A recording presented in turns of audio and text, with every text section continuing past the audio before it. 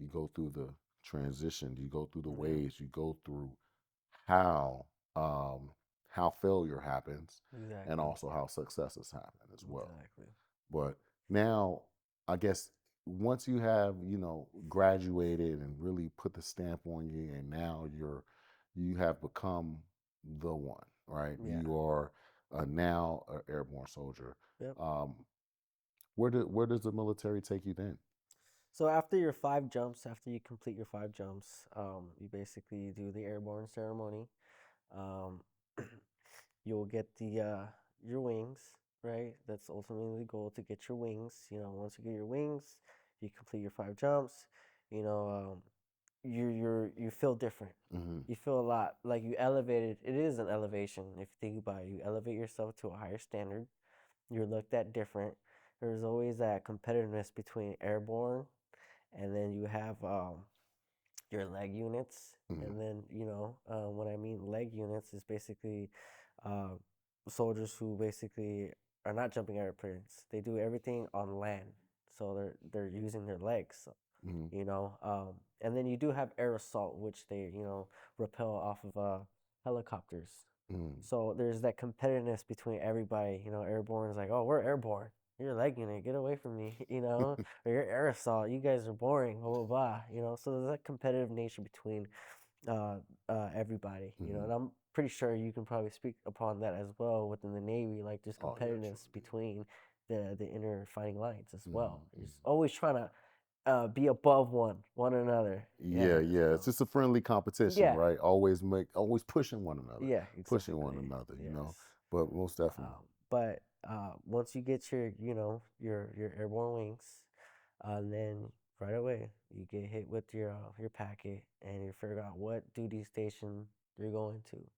A lot of people went to the 82nd. A lot of people went to New York. In my case, I was gifted to go to Italy. 173rd Airborne Brigade. So it was cool. It was once again, it was an experience because it's it's a cool experience because once you get that packet and it says Italy, then you automatically you call your loved ones. In my case, my spouse, and I let her know, hey, guess where I got orders to go to. She's like, where? Italy. What? Very hysterical. Because who doesn't want to go to a different country and Yeah, experience that overseas lifestyle. So it was a cool experience for my family and nice. Did you ever experience going overseas beforehand? I. As far as like vacation wise, no, not really. Yeah. So this was definitely a new transition for us. Mm. Definitely. And was it so for me, Hmm. you know, getting those orders and being able to have the honor to serve on the USS Ronald Reagan, traveling the world, I cannot take that back on how impactful that was for me as a human being. Yeah. Being stationed over there to live amongst other in another country, just in a different world. Yeah. How did that impact you and your family? So it was a culture shock. I got there first, before my wife and my son did. It took a while, even though I got orders and we were married, it's still a process. Mhm. Everything's a process. Um, so it took a little longer than I thought, to get my wife and my son, living with me in Italy. But, once we all were there and settled down, it was definitely a culture shock on top of the military lifestyle as well. Mhm. So not only are you transitioning from, you know, American duty station to the overseas duty station like Italy, you're just like, oh, now you're getting hit with, essentially two culture shocks at one. Mhm. So you're adapting to the military lifestyle, and you're adapting to the overseas lifestyle. So for me, it was relatively not so harsh, but for my spouse, it was a little harsh as well. Leaving her family, Mhm. right? Mhm. Leaving her family now and coming and living with me, and then adapting to the Italian lifestyle. So Yeah. it was a little hard for her. Yeah, and that's why I always want to recognize, it's always not one person that is Exactly. affected. Yeah. And a lot of times, um, we deem the service member to Right. be the only one that's impacted Yeah. hugely. No, Yeah. no. I mean, the entire circle of influence are affected. The Yeah. children, the spouse, the friends and family. It's just Yep. everyone is affected, Yep. and it is a very impactful decision. And whoever takes the decision to go to the military, Yep. understand it is not just you.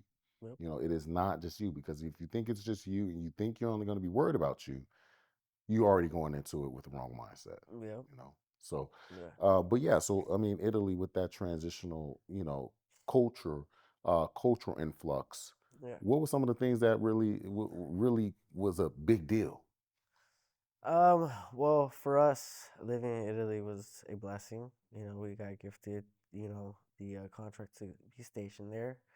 Um, the where we were stationed at was in Vicenza, which relatively is a spot where it's ultimately very family oriented.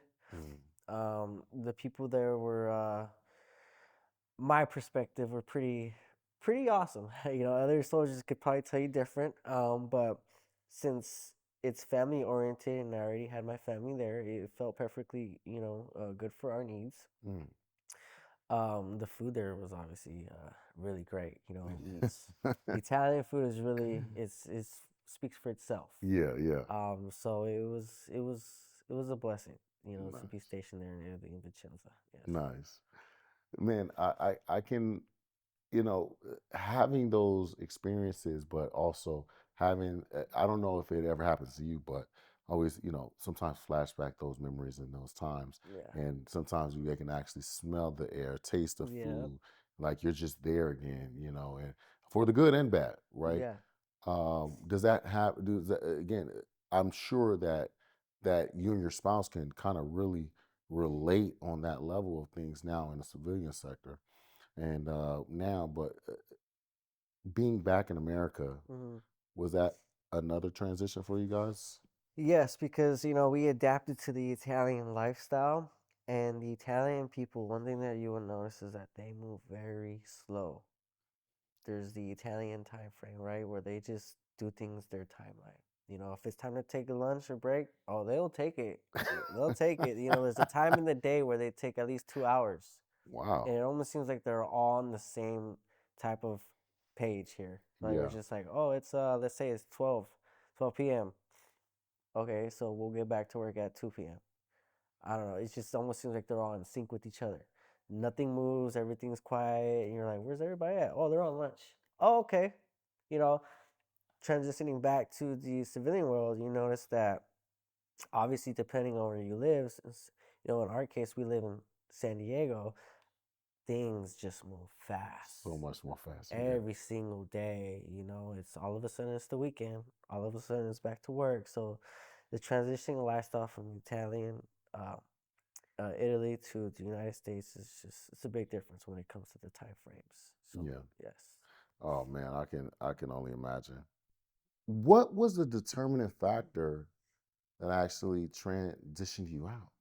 Because for me, I was a really huge guy on team, you Mhm. know, and I personally would have done 30 years Mhm.